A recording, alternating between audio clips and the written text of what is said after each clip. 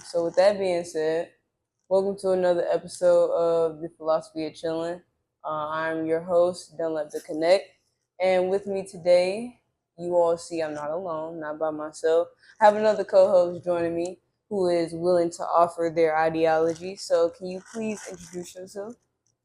What's up, y'all? Happy to be here. I'm Sky, also known as Sky to Fly. I am a multi-hyphenate creator.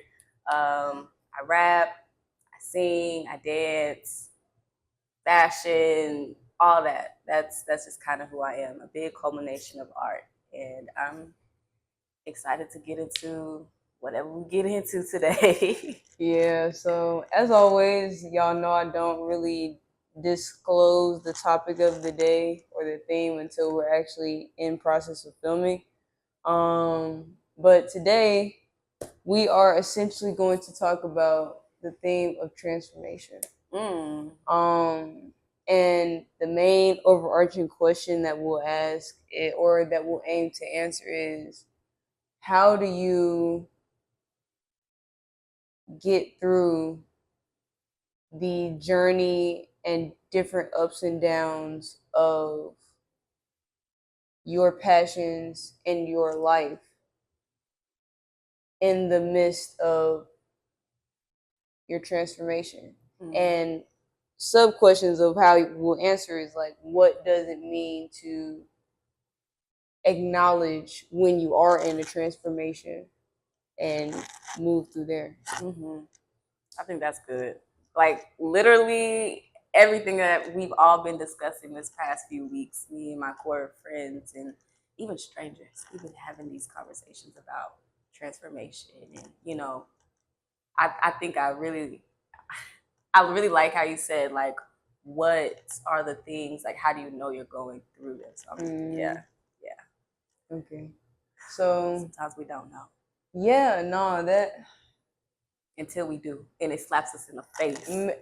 It will slap you in the face like you didn't know it was already there. Yeah. But just to make sure, it just gives you physical pain and emotions to deal with after you have been so said slapped. You feel me? Yeah. Like, yeah. So I guess we can jump into that first with the sub question of like, just how do you know when you're in, from your experience, a transformation? I think the telltale signs that let me know that I'm going through something or I'm being delivered from one level to the next is, it feels like everything is on fire. And even before that, I feel like it feels like nothing is going on. Like you're just doing your day to day, your routine, you kind of just like moving through. And then the next time or the next week, the next day, whatever the case is, it's just like, damn, I'm really feeling the effects of all this stuff that I've been doing. Like, oh my gosh, I'm thinking of a time. Oh my gosh, I'm thinking of a time I was in like my old apartment and I can't remember exactly what was going on, but I just wasn't feeling fulfilled. Kind of just, going out all the time, drinking, like a lot of energy draining things that I was doing, and it started to catch up to me. And I just remember like being, oh my gosh, okay, I'm being vulnerable. I was in a bathroom and I had friends over too, and then it just felt like a switch went off in my brain and started reminding and listing out all the things that I've done versus what I could be doing, what I want to do. And I just broke down. Crying, like wailing. They thought that I was hurt. And I think it's really important to be around people when you're in an emotional, very vulnerable state like that, because like if I was alone, I probably would have hurt myself because I was just so distraught with the way that things were going in life for me. And how do I have these people around? And you know what I'm saying? They don't even know. So I think that was a way, like people say, cry for help. I think that was like the first thing that I knew that I was going through a transformation, or whenever the transformation was introducing itself to me, it just started to like feel like I was being punished. Yeah. Or I was punishing myself, or whatever the case was. Like damn. And then from there, I had the friends that were there. They were like just kind of reassuring me that everything would be okay. Like this is like it's okay to let it go. It's okay to just let it all out because something is going to come out on the other side of this. But you have to decide. Like this is your decision point. And so, yeah, like I will get real isolated when it's time to be in a transitional phase. It feels like everything is on fire. Like I don't think there's a better way to really like explain it. Yeah, but it definitely felt like I was in the burning pits before everything started to turn around for the better. And say if you're going through hell, you got to keep going. Yeah, can't stop in it. You're like you can't stay. I'm not staying here. What are you? Are you crazy? But it's so painful. It's so painful. Just stepping into something new because you want to so bad to cling on to what made you comfortable. You want to so bad. It's like y'all. I know y'all feel what we saying. You just so comfortable and so familiar. You know how to navigate on that level. So it's just like I'm good. Like I'm doing my thing. No, your soul wants more for you, and that's why you feel in those pains. That's why you know what I'm saying, going through that. Your soul wants more for you, even if you don't know that you want more for yourself.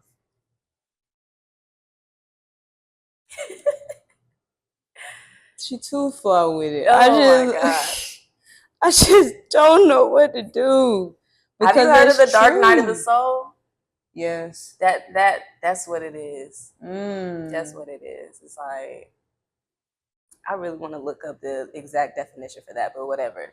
Look it up. Dark Night of the Soul. I feel it. So it was a lot that you said, but one thing that stood out to me was how you pointed out the transition of the mentality before your friends were there and then what their presence and impact had on you, and not necessarily changing but transforming your perspective on what that presence actually did for you in that time frame. Yeah. Like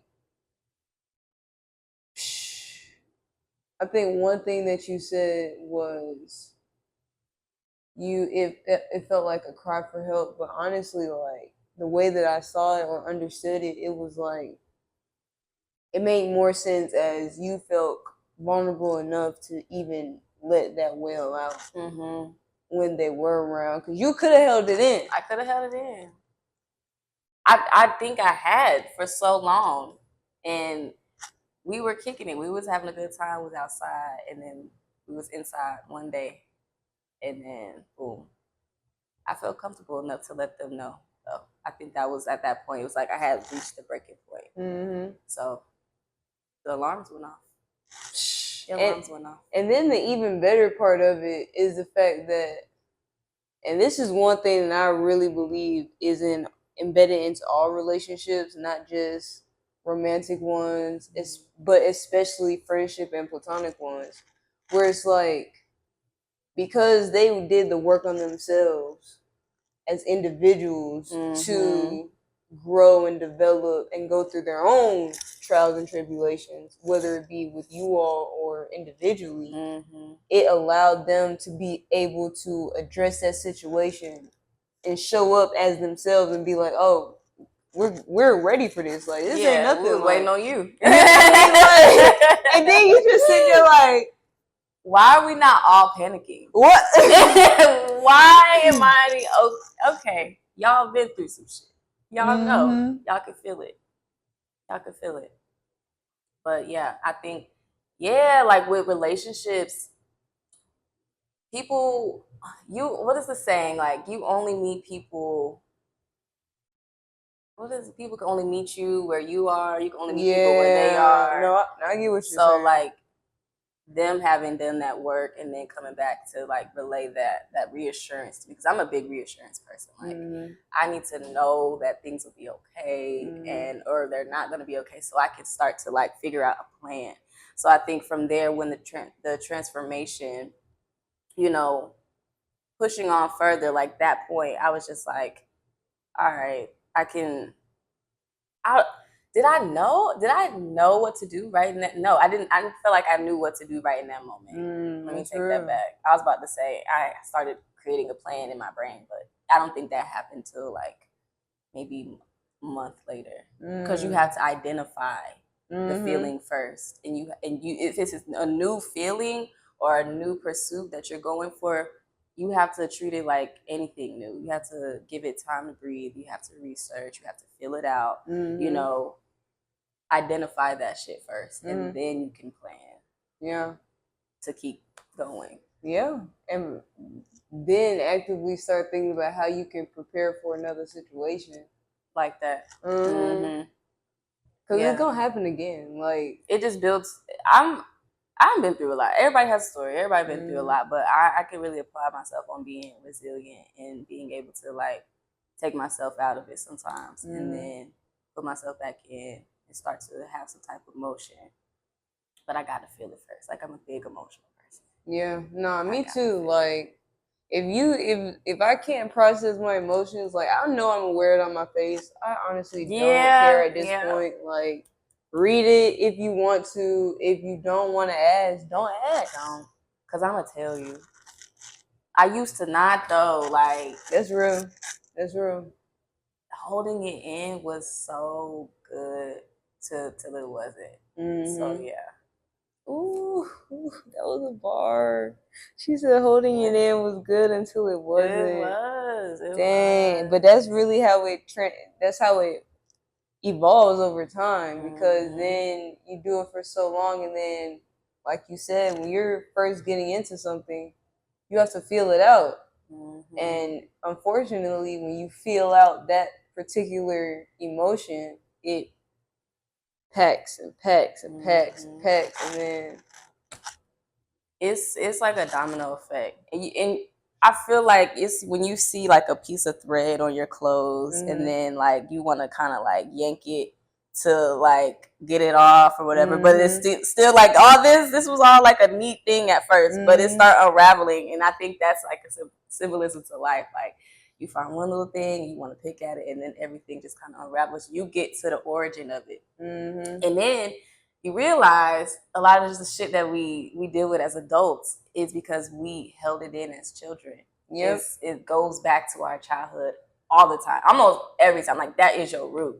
And you have to kind of go there frequently if you're healing and you're transforming, because you have to deliver yourself from whatever hurt that you experience, or whatever experience you had, whether it was hurt, good, whatever. Like, you gotta tie back to that. Like, how do I get back to that? You know, how do I unpack this? Like, it's a lot. It's a lot. It's a lot what we do.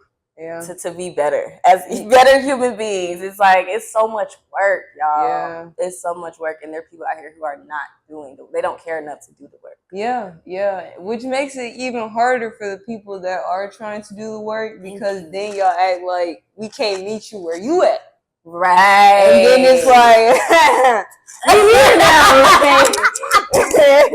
What you want to do? Yeah, absolutely. Because it's just like, I don't want you to bring me down. I don't want somebody who's not doing the work to bring me down to that level. But shit gets real enough that it can be, and then you got to go back, because it's like, I'm not trying to operate from this level no more, and see how people, you know, different energies will put you back into that. That's another thing you have to be very mindful of. Like, when you choose to move forward in your transformation, everything that comes after you make that decision, you know, I'm emotional, very spiritual, and the enemy will try to sink you in that ship, keep you stagnant, put a little halt, put the anchor down in a place that you abruptly at that. It's not smooth. Oh, we slowing down the boat. Nah, it's like, while we in transition, like, I'm gonna crash this motherfucking boat. Let me drive the boat. I got it. Like, that's what the enemy will do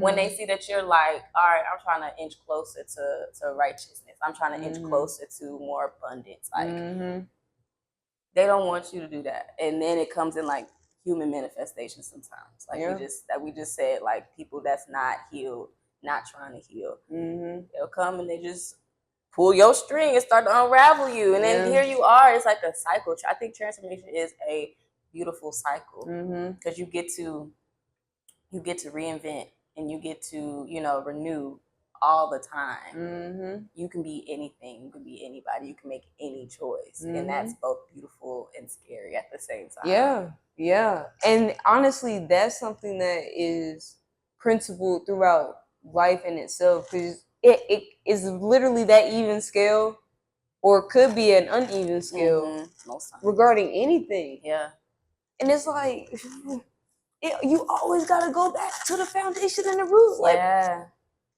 what are you gonna use it in a constructive, positive manner and do the work in order to use it as a tool, hold it and use it as a tool and as it should be used, or are you gonna manipulate it and just bend it to what you want it to do? Yeah. Bars. I feel it. Heavy on the manipulation. Yeah, for sure.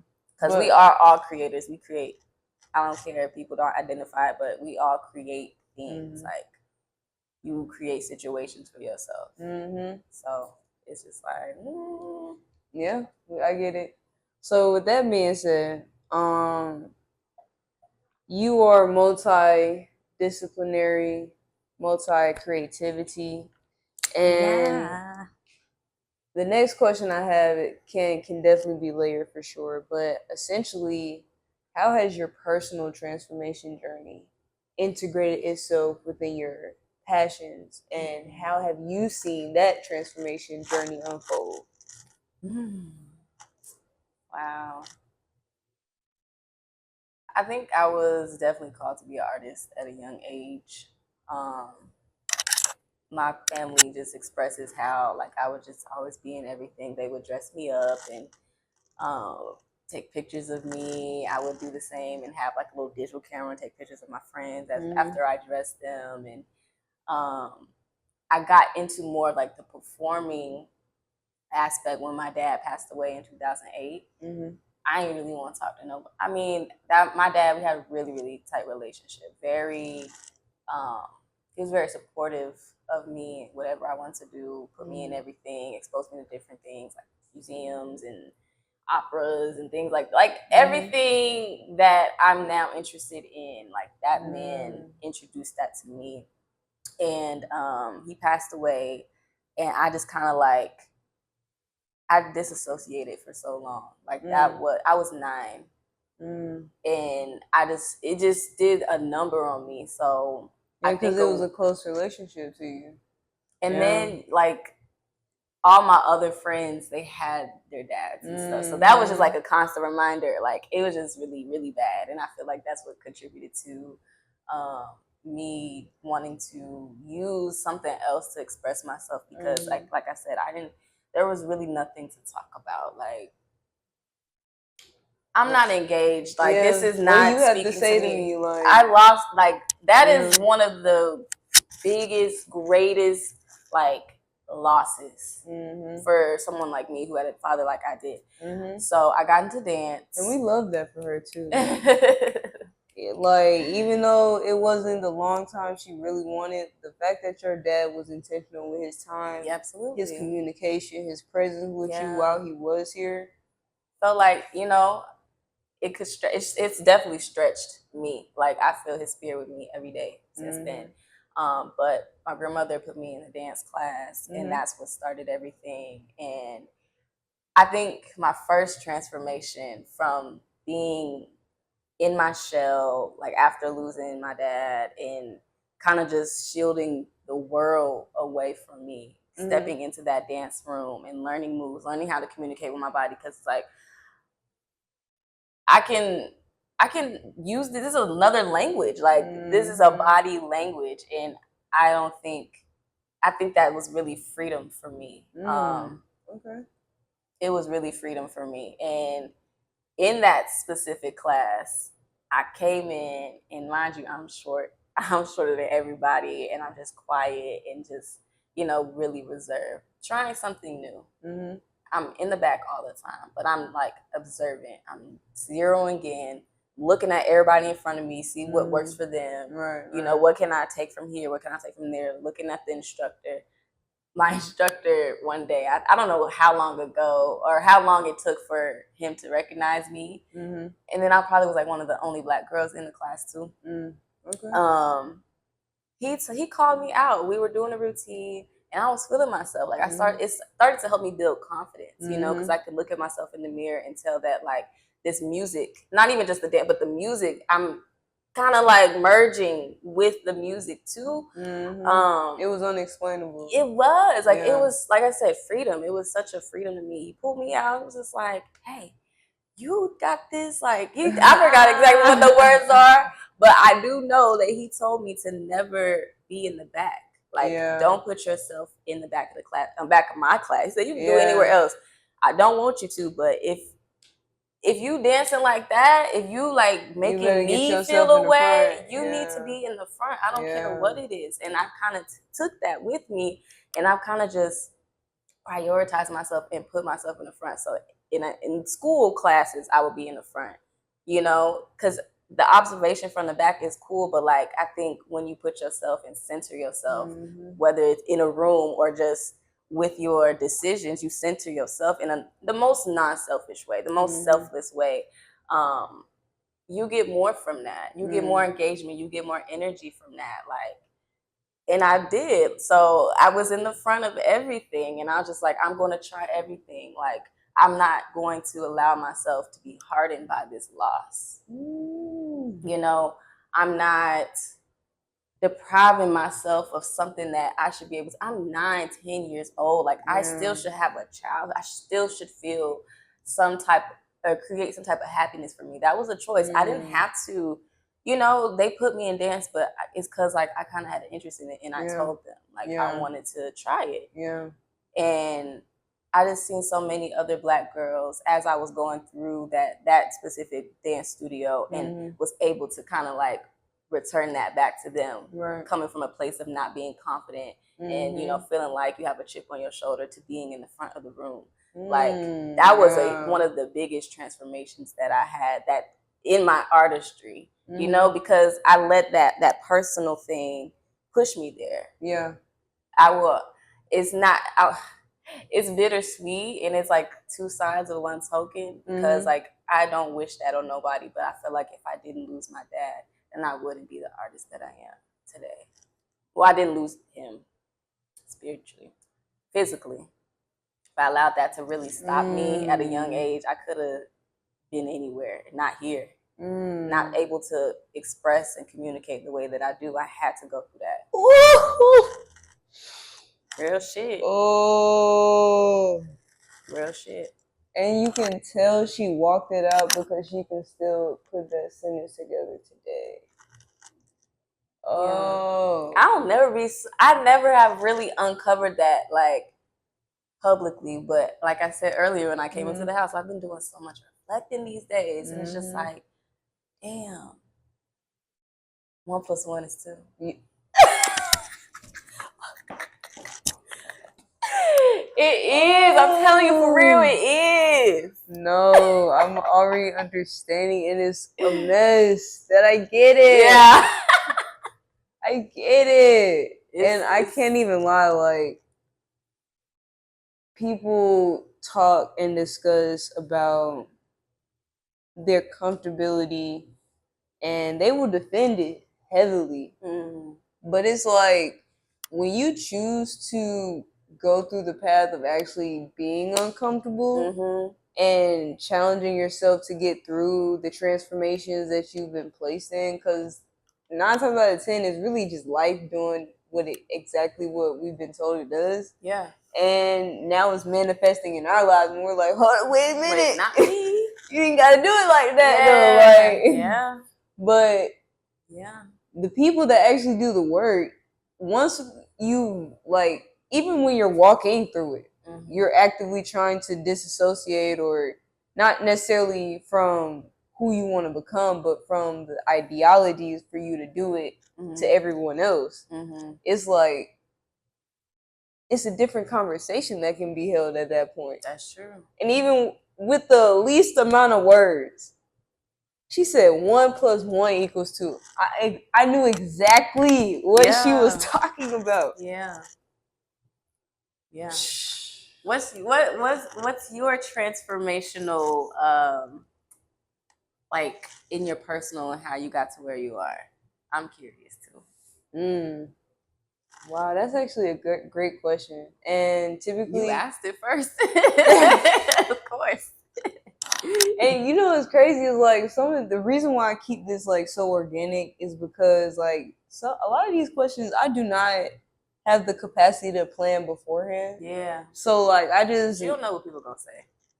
But I also like don't know how I'm gonna respond either. That too. Like it really just flows out, and then when I look back on it, even when people like they force me to like watch back these episodes because I just post them and then keep going. Yeah. But you gotta like I think that's what we do as artists, creators in general. It's just like I got it out. I did it. Yeah. Boom. I don't want to listen to it. I don't want to. It's cringe. Yeah. But recently, I've been looking back at things that I've said, that I've written, listening back to songs. Like, damn, I kind of spit. That was kind of hard. Oh wow, like you could have communicated that a lot better. But yeah, taking the magnifying glass and kind of just zooming in. Yeah, and honestly, like for me, that kind of answers what goes into some components of the answer to your question. Whereas like the transformation I can see creatively, I'm definitely being pushed to be more confident outwardly, or to at least host discussions that show more of my personality.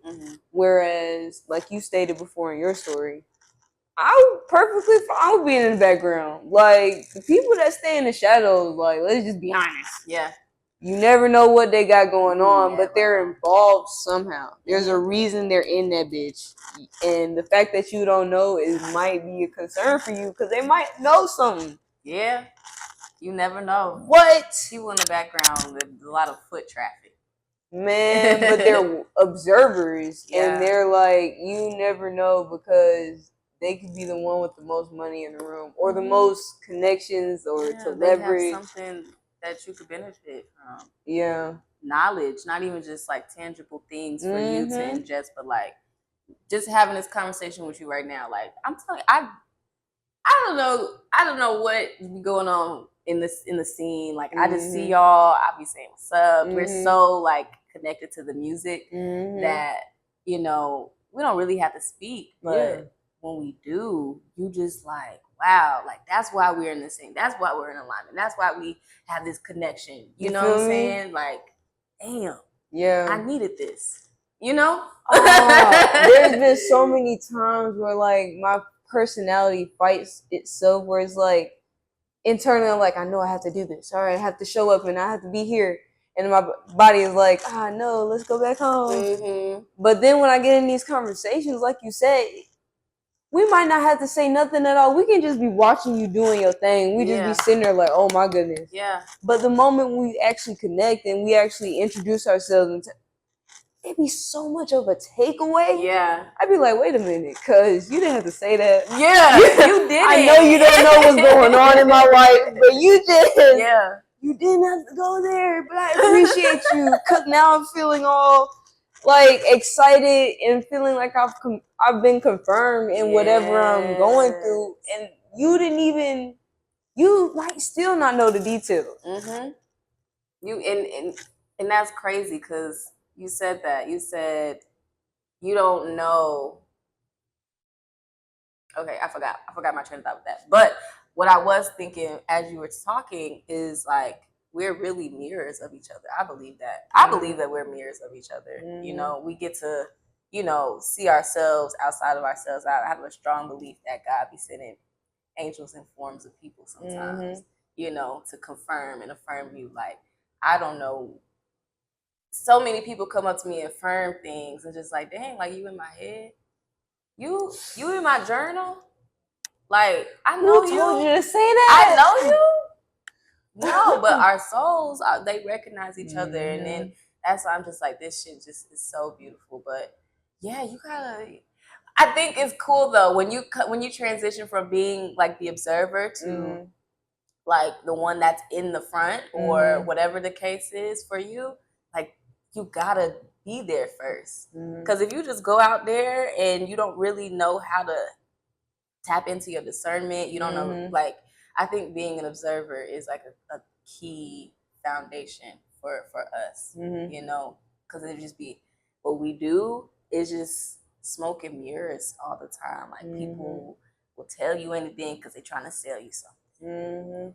So if you don't know how to fake that out, like you never been in the back of the room, you never been in the shadows, you ain't did no shadow work to recognize that out in the world, then I'm just going, you know, some people don't deserve that spotlight because they ain't do that. They ain't, you know, they just kind of been out there. Or in my experience, yeah, people that I'm thinking about is just like, I could tell you never sat in the back of the room, in the classroom and thought and just daydream and just, well, what if this happened? Or I see that you moving this way. Like, oh, you smell this way. Like you're, you know, there's like details. We miss the details sometimes. So I think that is dope about you because you're in the background. Thank you, I appreciate it. But also, you have so much to offer the world past your shadows. You get what I'm saying? Like, keep doing that. This is so cool. Like, this podcast is really unique to me because of how organic that it flows. So I got a chance to look at some of the other conversations on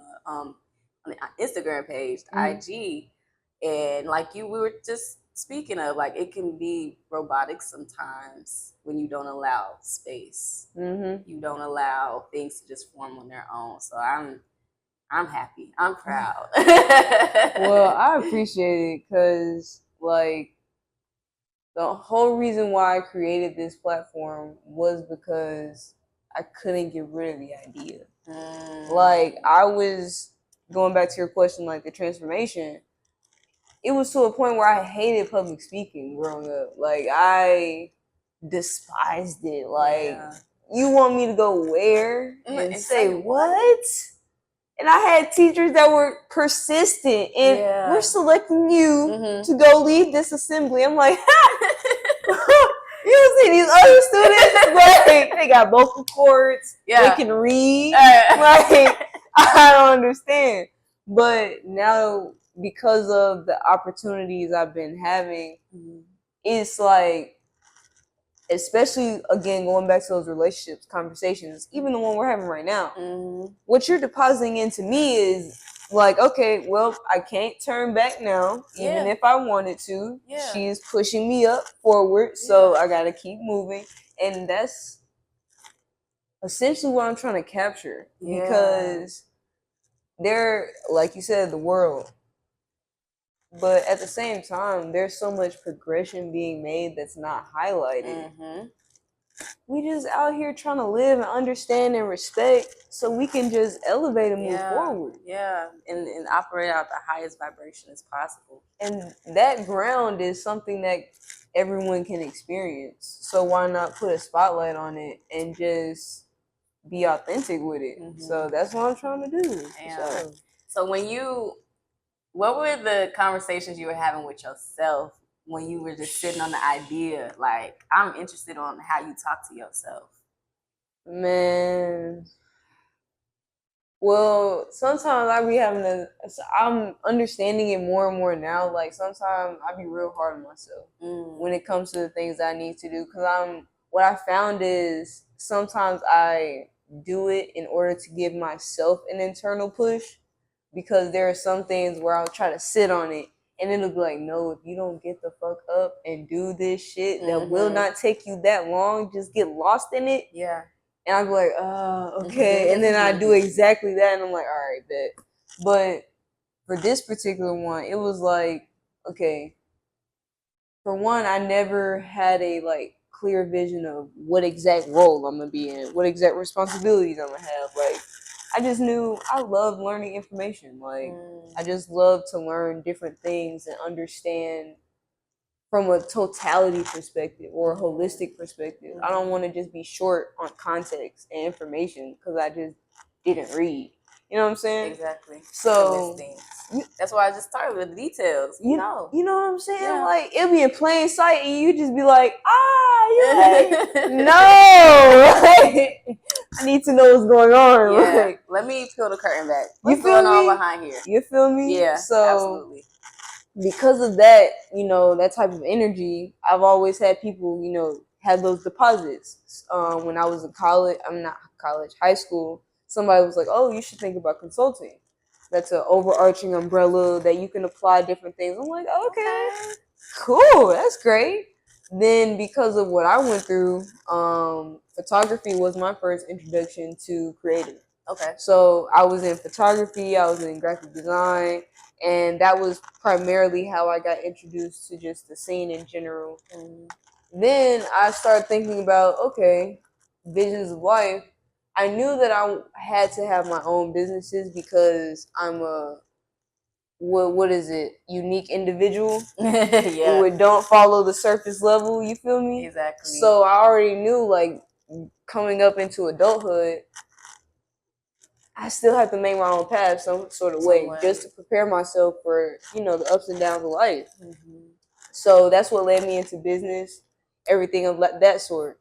Say all this to say, I'm thinking, okay, how do I build my credibility as a person?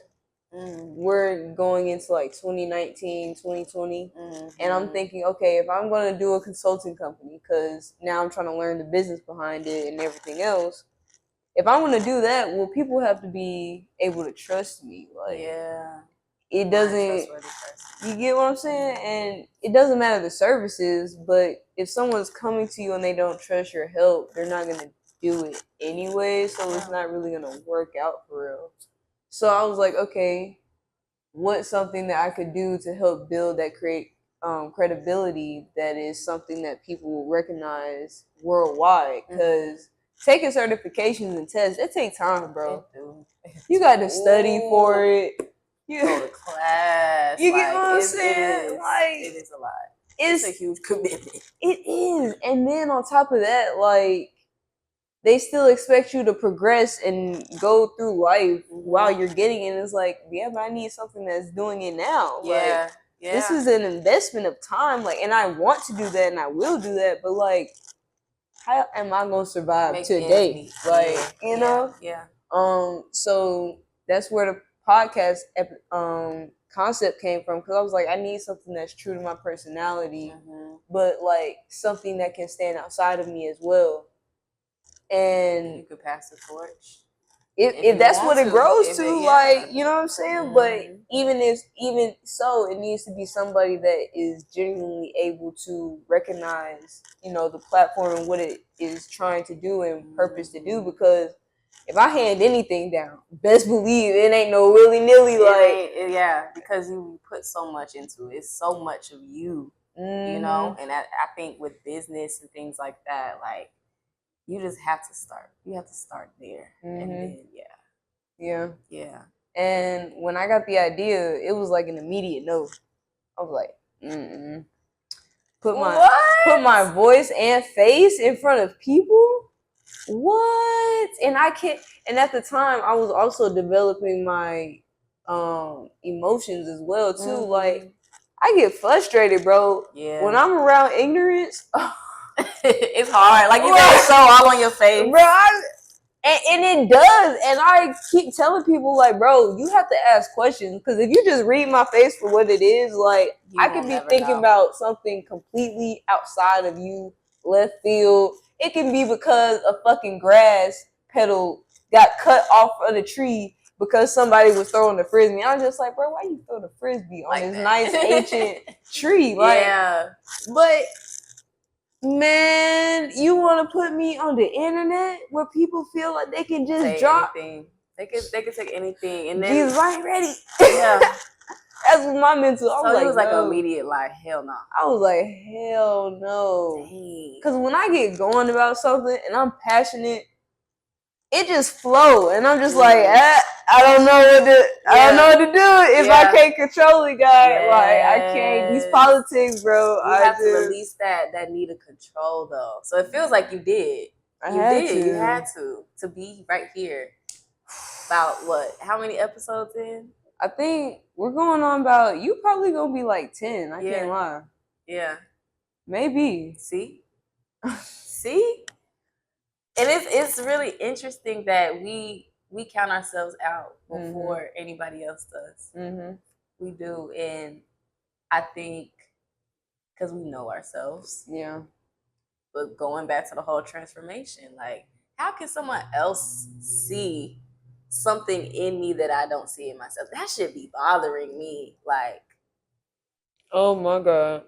That's I was so tired of that. I'm just like, how you see this and I don't? Like, let me look at myself deeper. Let me figure out what it is that you are trying to bring out of me. Like, back to your teachers and everything. Everybody just pushing you, and they saw it and you didn't. And I've experienced that a lot too. Like, when I was in school, I went to school for mass media arts. So TV, radio, film, all that.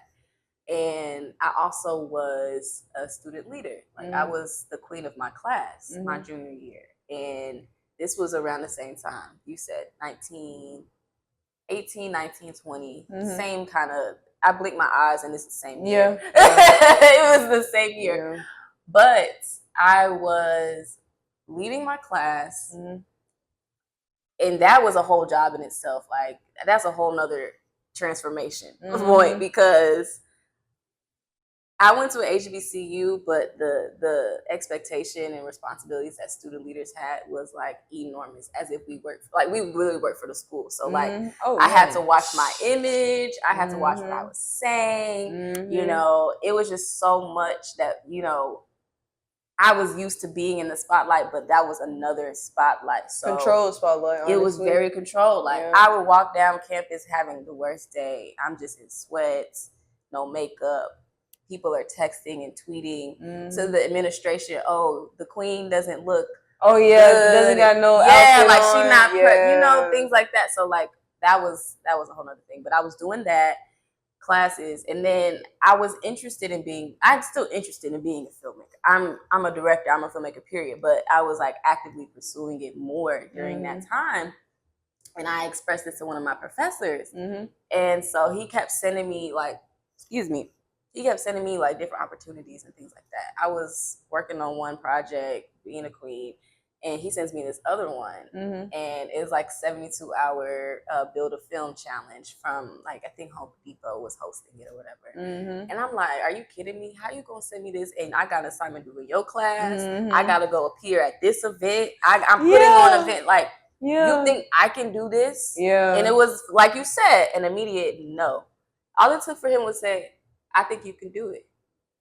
And I took that message and I started to internalize it. I'm like, what about me gives you that I can do it? You know, well, all this on my plate, you send me another entree. I'm full. But am I? Food isn't good. Am I really full? Like, it is literally going to take me 3 days to do this. I've done a film in less, you know. I'm just hyper fixated whenever I see, like you said, like we're similar in a lot of ways. Like, once I'm in it, like, I'm in it. So I had to bring myself to that point. Like, all right, but he think I can do it. He knows my schedule. He knows, I've talked to him about this shit. Let me do it. Do it. And I win. And I put out the project. The project was a pilot for a web series. And I completed everything I needed to do. And I won.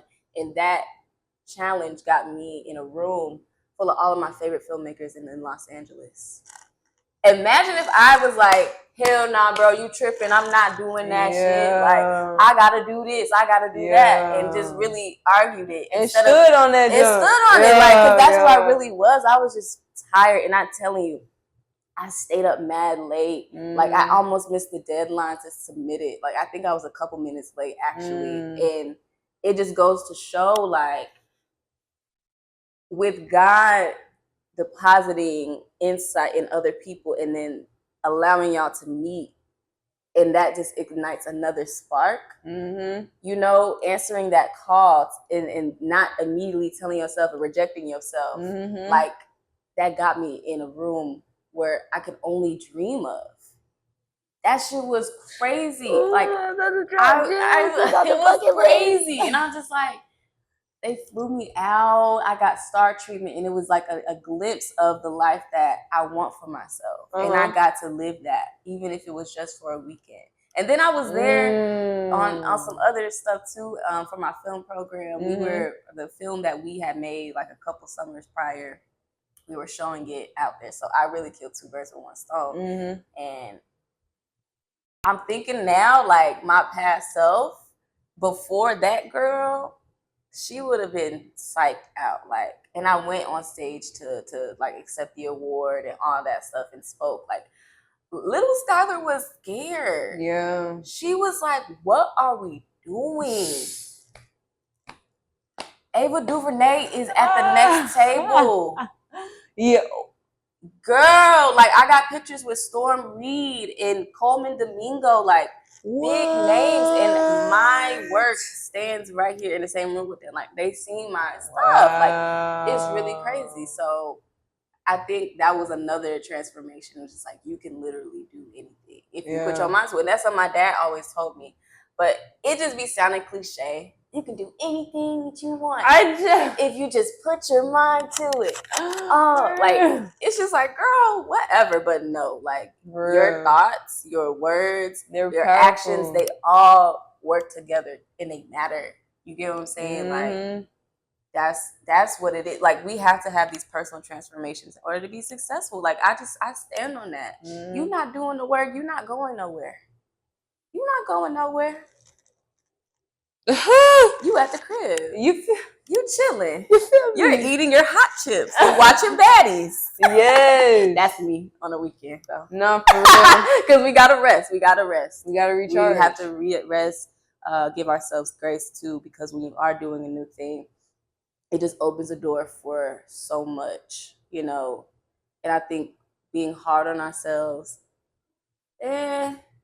I think it's good in a way. I do think it's some goodness in being hard on yourself, but being too hard, overly critical, that can really kill your spirit. And I want all my people to be delivered from that. Yeah.